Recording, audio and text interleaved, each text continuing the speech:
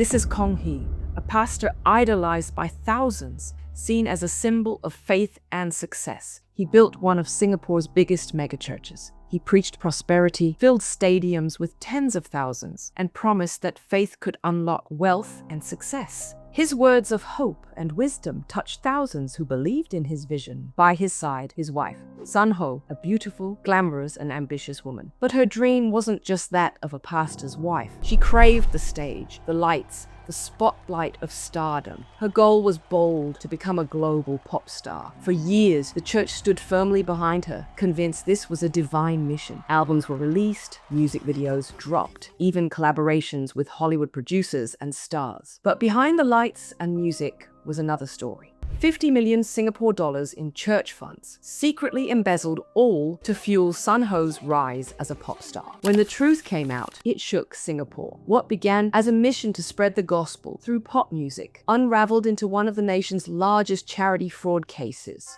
This is the story of how Kong Hee deceived his church, staging one of Singapore's biggest scandals just to fund his wife's pop dreams.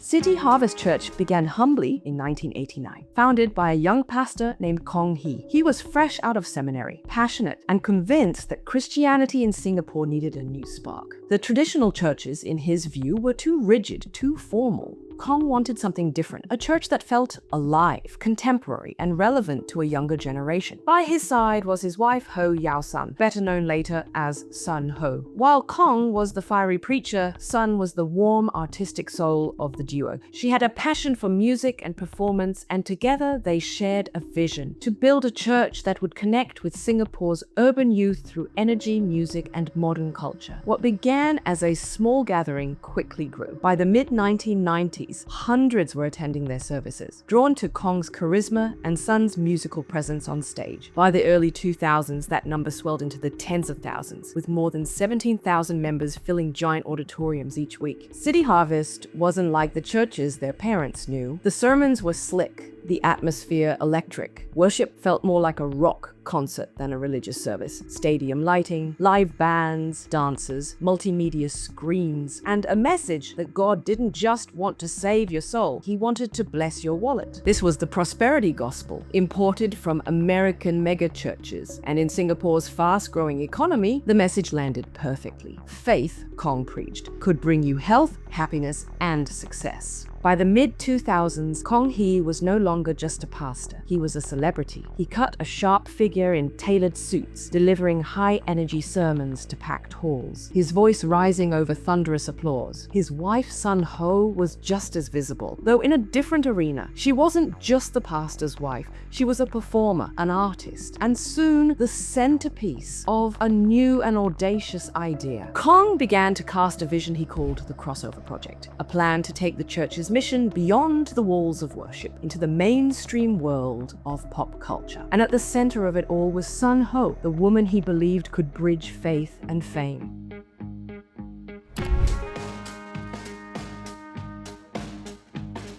Sun Ho's shift from pastor to pop singer was unusual, to say the least. With the blessing of the congregation and church board, she was commissioned to helm the Crossover Project, using pop music as a means of evangelism across Asia and, who knows, maybe the entire world. Sun released 5 Mandarin language albums and several English singles, even scoring a string of dance hits that topped club charts in the US and UK. During this period, she worked with renowned music producers like Wyclef Jean, David Foster, and Diane Warren. On stage, however, Sun Ho's image was anything but churchly. The crown jewel of this divine mission was a music video called China Wine, released in 2007, where the pastor's wife wore virtually nothing, danced provocatively in a nightclub scene, and swayed to reggae beats. It wasn't church outreach. It was evangelism with a side of seduction. Then came Mr. Bill in 2008, a reggae-infused track where Sun Ho purrs about a problematic Mr. Bill with lines like, "I wanna kill Bill if Mr. Bill thinks I'm gonna pay his bill," sung in a sultry whisper, backed by thumping club beats. Imagine trying to convince your grandma that this was spiritual empowerment.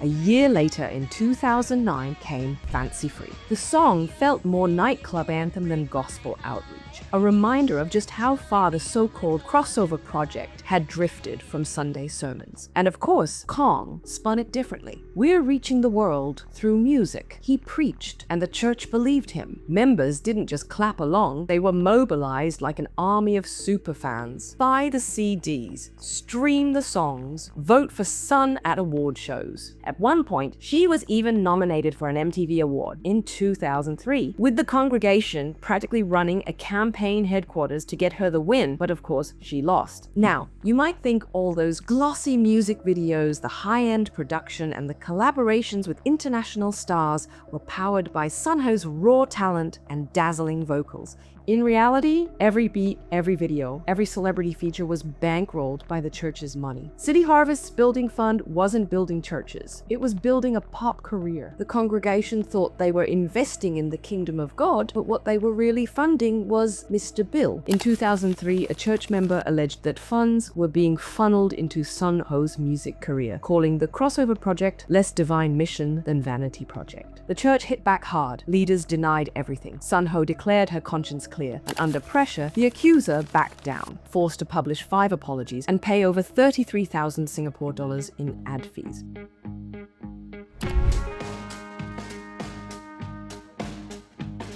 For a while, the controversy died down. Sun Ho's music career continued, with the church framing every achievement as a win for the gospel. She performed to crowds in China, Taiwan, and even the United States, and each pop chart milestone was celebrated in church as proof that the crossover project was working. But behind the scenes, the financial burden of Sun's pop star dreams was growing immense. High-profile producers, slick music videos, international promotions. These did not come cheap. Unknown to the congregation, City Harvest's leadership was quietly pulling money from church accounts to bankroll Sun's aspiring stardom. The facade finally cracked in 2010. Following years of rumors, Singapore's authorities received formal complaints from concerned individuals about the church's finances. On May 31st, 2010, the police's commercial affairs department dropped a bombshell. City Harvest Church was under investigation for allegedly misusing millions in church funds.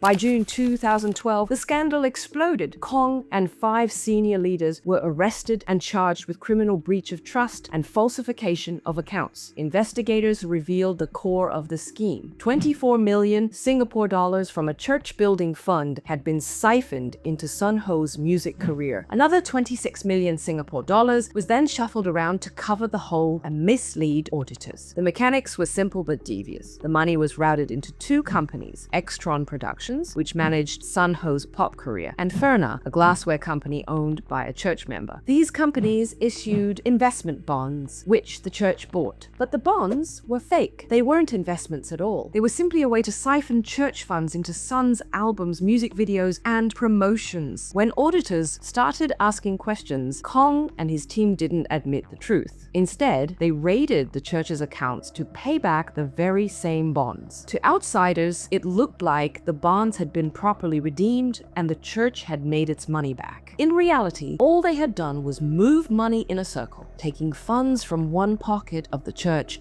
and using them to cover up the hole in another. Some of the spending was outrageous. A $28,000 a month Hollywood mansion for Sun Ho, a full entourage, a $1.9 million deal with Wyclef Jean, and even $500,000 spent buying up her own unsold CDs to fake chart success, plus millions more poured into glossy music videos. And it didn't stop with Sun. Kong Hee enjoyed his share of perks too. He co-owned a 9 million Singapore dollars Sentosa Cove penthouse with a rooftop pool and crystal chandeliers, the kind of luxury home most Singaporeans could only dream of. On top of that came the indulgences, private flights, fine dining, and even Sun's makeup and medical bills, all comfortably covered alongside their regular salaries.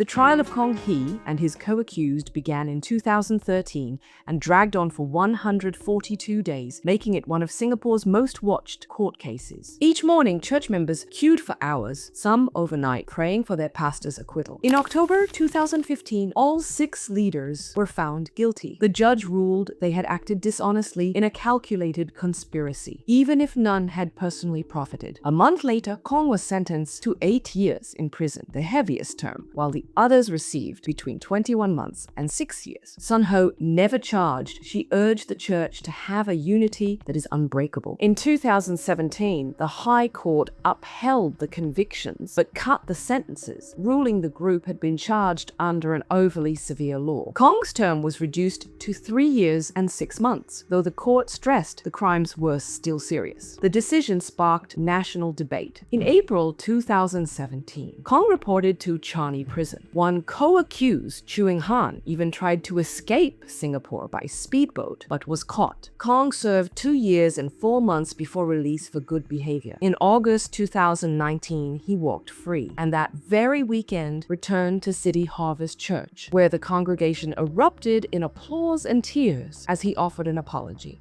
Today, City Harvest still stands, though smaller than at its peak. Yet despite everything, the faithful remain. Sun Ho has traded her stage outfits for the title of Executive Pastor and CEO of City Harvest. These days, her sermons are more about community outreach and positivity. In the end, the crossover project didn't take Sun Ho to Hollywood, but it sure made a blockbuster out of their scandal.